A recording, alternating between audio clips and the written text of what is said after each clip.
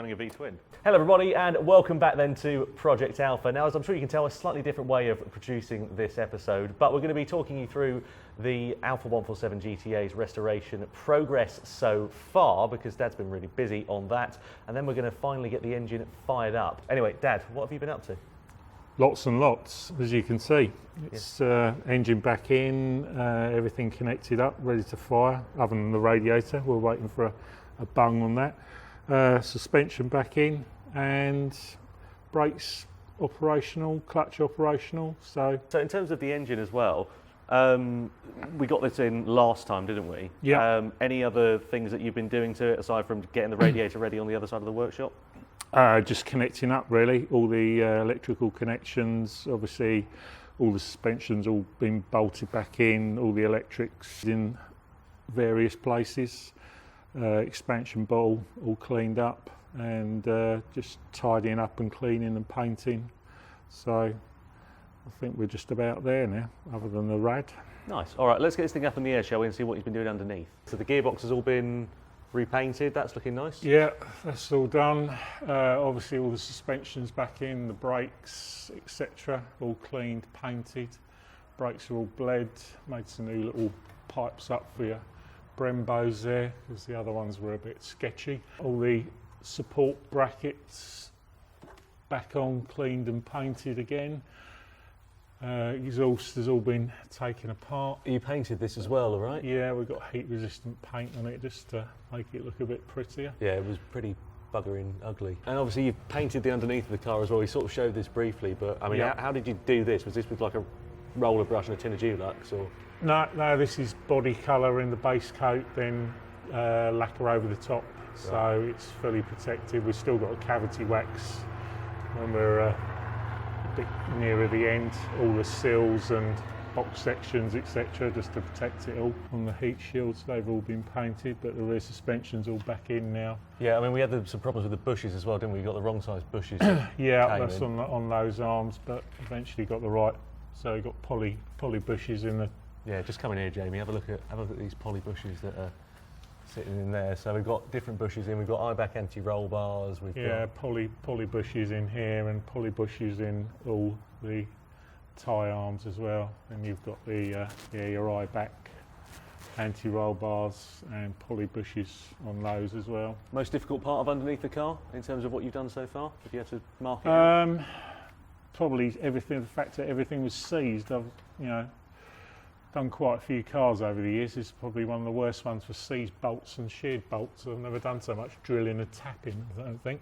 Well, you see, So- you've got a Jag E-Type to work on next year, so I just wanted to give you a taste of what you've got to get ready for. Yeah, I think all the British cars I've done have been better than this. Even my 1980s GTV never had as many snap bolts as this. And in terms of the exhaust as well, so this was a quad exit exhaust, basically, or twin exit exhaust, whatever you want to call it, but a quad exhaust that was made by Auto Delta, and we're changing this to a twin because obviously it looks a little bit more factory. So what are you going to do here? Because obviously this is where the pipe would obviously your come pipe out and connect originally up. came across, then we had this huge gaping hole, if you remember, in the rear bumper that had been hacked about.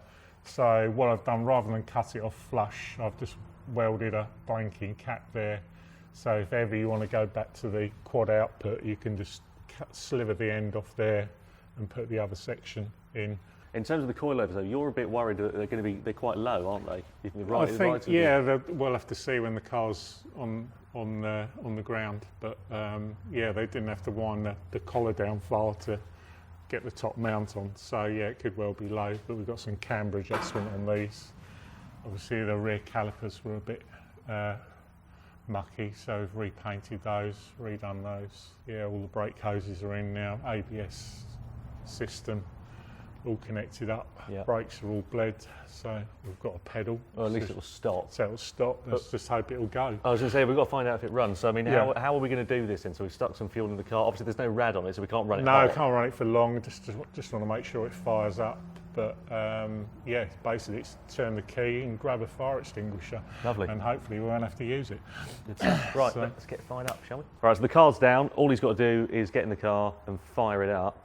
We put 20 litres of Shell V-Power in, so that should be all right, but I've got precautions just in case anyway. On, after you. Pump's working.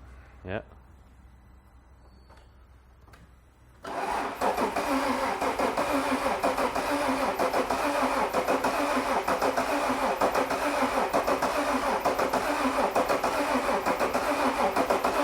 on, go on. You pushing the throttle? That's right. Go on. I haven't been this disappointed since I saw Mamma Mia. Right, let's put the... That's not over. What's that? Mamma Mia came up 8 million years ago. Yeah. I haven't been this disappointed since the finale of Formula One. Oh, go on.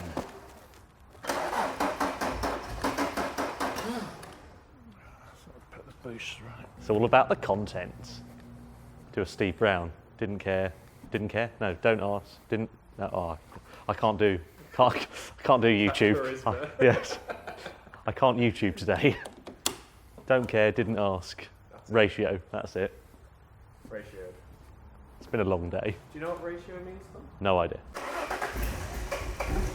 Go on.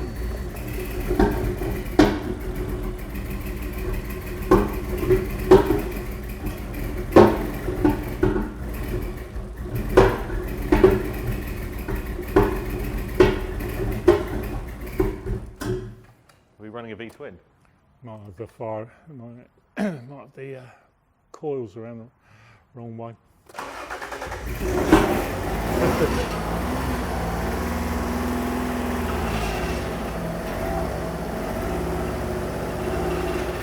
Smoke. I've just said it smokes more than you do. Yeah, it's just still the Is paint. it, the person says that paint burning off. Yeah. What's the banging all about? Yeah, I don't know, the firing orders. Right.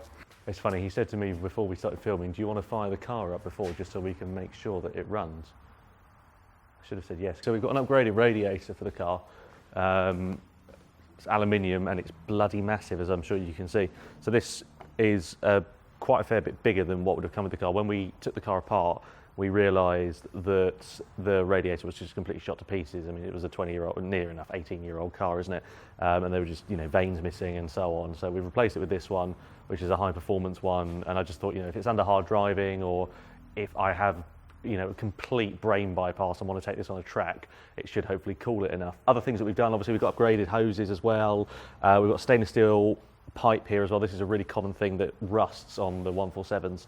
So yeah, this pipe has gone in. So yeah, obviously we need to get this in, and that's one of the reasons Dad thinks that the car's not running properly, is because obviously we don't have the rad on, and as such it's not then getting the water up to temperatures of the firing orders.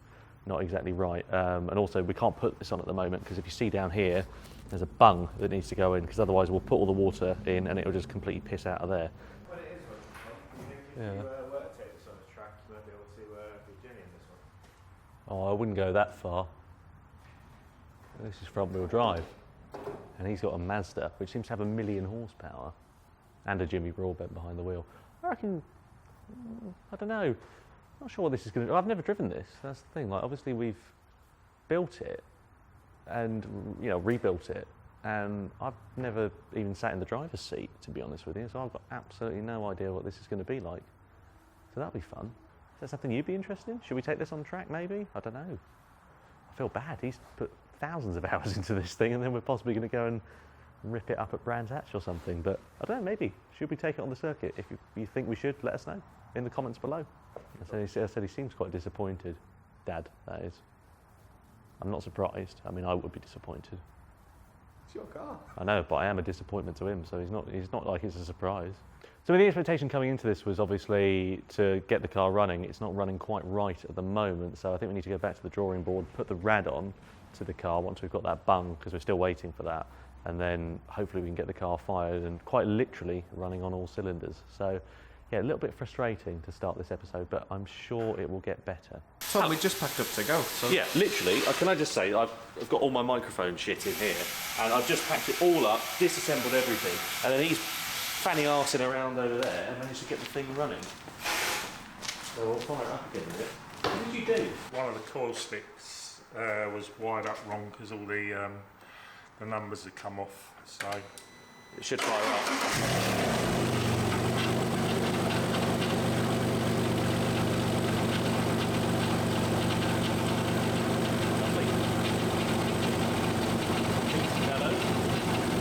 Listen to how it sounds at the exhaust. to give it a rev?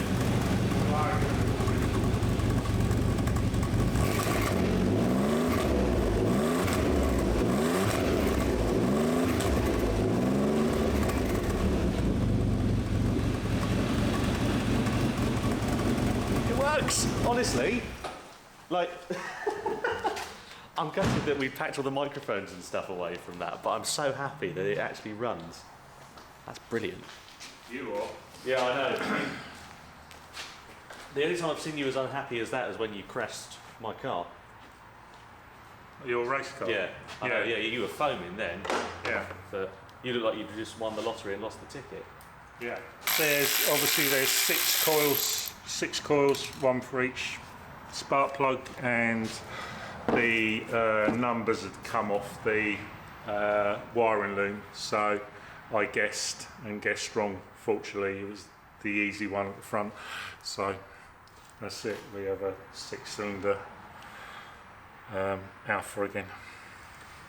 Buzzing. I mean, I'd rather that than a 3-cylinder thing. I mean, it sounded like an old motorbike or something like that when you fired it up last time. That's great. Anyway, so we did an outro and then we've come back and it's fixed and it's brilliant, and that's why he does this job and clearly not me. I wasn't expecting that in any way, shape or form. Like, we packed up everything. I was there with a face like thunder. He was there with a face like he normally does. And I thought that was going to be it, to be honest with you. Just want to say, really hope you enjoyed this episode. A little bit shorter than we normally do for Project Alpha, but we'll be back, I'm sure, very soon as the project continues, and we need to get this thing finished and crucially get it on the road. Interiors next, I think, probably. So let's get that done. See you then. Ta-da.